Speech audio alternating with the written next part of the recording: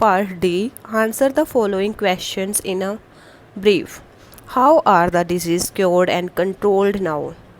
जो डिजीज़ हैं उनको कैसे क्योर और कंट्रोल किया जाता है. Now, with the help of DNA research, it is possible to cure fatal disease like cancer, myopathy, dementia, etc. कहते हैं कि DNA रिसर्च की हेल्प से ये पॉसिबल है कि जो फैटल डिजीज़ हैं, fatal disease like cancer, myopathy, dementia, इनको क्योर किया जा सकता है.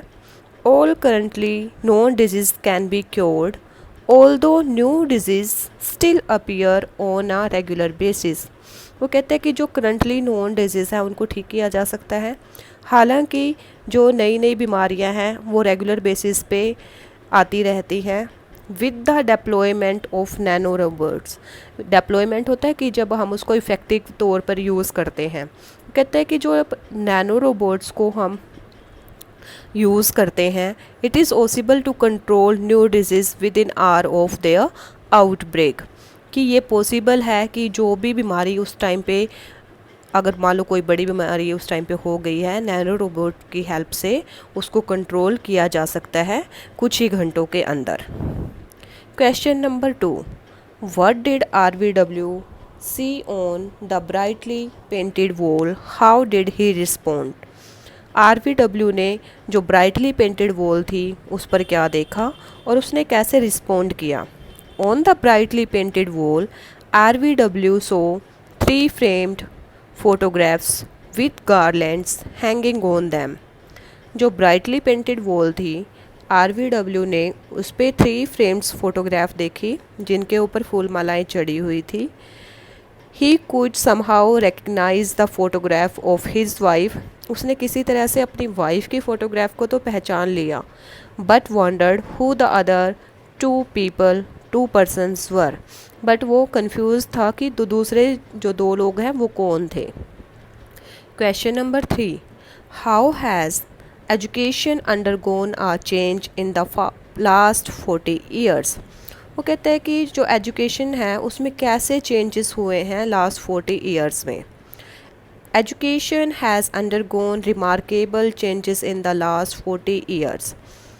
जो एजुकेशन है उसमें बहुत ज़्यादा चेंजेस हुए हैं लास्ट 40 ईयर्स में. Today's technology enabled teaching learning process that is not confined to Chowk board system. वो कहते हैं कि जो आजकल की टीचिंग लर्निंग प्रोसेस है वो चौक बोर्ड तक सीमित नहीं है. Students now use interactive engaging live classes from anywhere. Teacher जो स्टूडेंट्स हैं अब वो इंटरेक्टिव इंगेजिंग जो लाइव क्लासेस हैं वो उनको अटेंड कर सकते हैं कहीं से भी. उनको सिर्फ उनके पास क्या होना चाहिए, with the help of a camera, a screen and a Wi-Fi connection. They have access to live digital dashboards that help them understand their progress towards their academic goals on the whole. और वो कहते हैं कि जो digital dashboards available हैं उनको क्योंकि आप through the net easily access कर सकते हो और उनकी हेल्प से आप अपनी जो एकेडमिक गोल्स हैं उनकी तरफ आपकी क्या प्रोग्रेस है वो ईज़िली आप वहाँ से देख सकते हो. On the whole, technical literacy has overtaken physical opportunity to attend the college. वो कहते हैं कि जो टेक्निकल लिटरेसी है, मतलब टेक्नोलॉजी के फील्ड में इतनी ज़्यादा एडवांसमेंट आ गई है कि हमें कहीं पर फिज़िकली जाने की ज़रूरत नहीं होती. जैसे आजकल आप लोगों की ऑनलाइन क्लासेस चल रही हैं तो आप फिज़िकली तो स्कूल में नहीं हो, but you are getting the education. How you are getting through the internet. You can say this is called online classes, or we also call it technical literacy. Now the 4th question. How has advancement in the brain research allowed complete understanding of dreams? वो कहते हैं कि जो advancement है brain research में वो कैसे allow करती है जो ड्रीम्स हैं उनकी अंडरस्टैंडिंग को. Advance in brain research allow complete understanding of dreams. जो वो कहते हैं कि एडवांसमेंट है ब्रेन रिसर्च में वो अलाउ करती है complete understanding of dreams. Now it is possible to review dreams. ये पॉसिबल है कि जो ड्रीम्स हैं उनको रिव्यू किया जाए एंड क्विकली एनालाइज दैम, और उनको क्विकली एनालाइज किया जा सकता है। बिसाइड्स, इसके अलावा computers can give proper stimulus during night so that the brain keeps away. और वो कहते हैं कि जो कंप्यूटर्स हैं वो प्रॉपर आपको स्टिमुलस दे सकते हैं।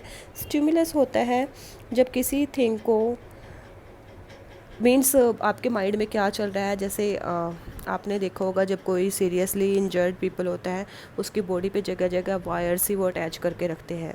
तो इसी तरह से अगर जैसे ये कंप्यूटर्स हैं, अगर किसी को हमें कंट्रोल में करना है या किसी के ड्रीम को हमें अंडरस्टैंड करना है तो वो पूरा मतलब वो जो वायर्स वगैरह होती हैं वो बॉडी पे लगा दी जाती हैं, और जब वो रीडिंग होती है ना कंप्यूटर पे उससे पता चल जाता है, तो उससे प्रॉपर स्टिमुलस मिल जाती है even during the night also so that the brain keeps away from a nightmare.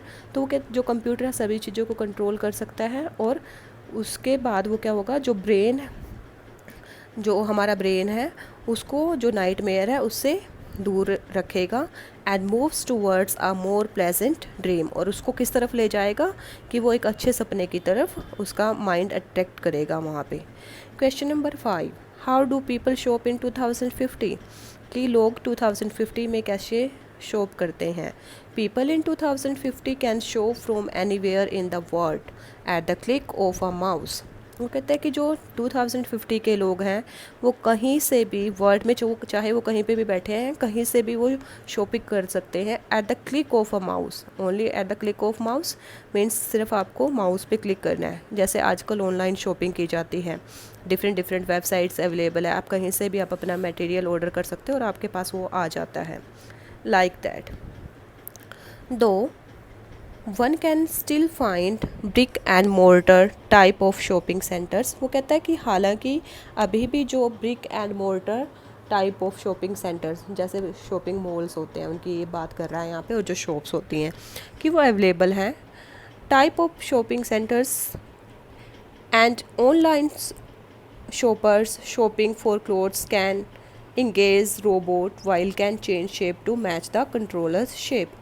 अब ये डिपेंड करता है पर्सन टू पर्सन कि वो शॉपिंग सेंटर में जाके शॉपिंग करना पसंद करते हैं या ऑनलाइन। तो अब यहाँ पे उसने ऑनलाइन का बताया है कि जो ऑनलाइन शॉपर्स हैं वो शॉपिंग करते हैं, और जो कंप्यूटर्स होते रोबोट्स होते हैं वो उस काम में लगाए जा सकते हैं which can change shape to match the controller shape, जो उनकी हेल्प कर सकते हैं जो कंट्रोलर की शेप है, मतलब उनको जो साइज़ चाहिए उसके अकॉर्डिंग वो उनको दिखाएंगे वहाँ पे कपड़े। प्रॉपरली ट्राई ऑन क्लोथ्स, जैसे मैंने आपको पहले भी क्वेश्चन में बताया था कि ऑलरेडी मार्क्ड होते हैं क्लोथ्स की, कौन सा स्मॉल है कौन सा मीडियम है, everything is mentioned. And give good rendition of reality, और वो आपको गुड रेंडिशन ऑफ रियलिटी देते हैं। I hope these questions are clear to you. Thank you.